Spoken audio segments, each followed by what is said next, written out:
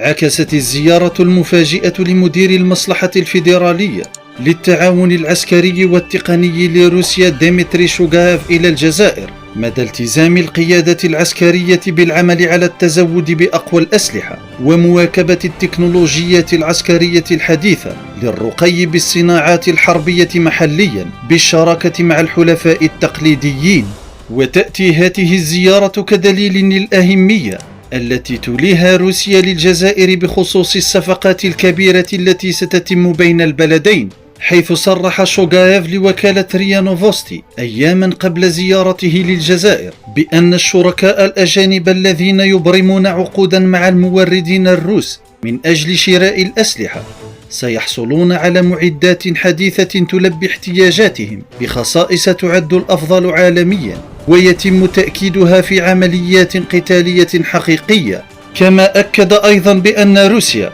تعمل وبشكل مستمر على التخلص من أوجه القصور في التصميم والتكنولوجيا عند إصدار عينات جديدة. وتعد الجزائر الدولة الأولى من شركاء روسيا التي خصها شوغايف بزيارة بعد تصريحاته والتي جمعته بالقيادة العسكرية المتكاملة لمختلف القوات في انتظار تزويد الجزائر بمقاتلات الجيل الخامس وآخر منظومات الدفاع الجوي.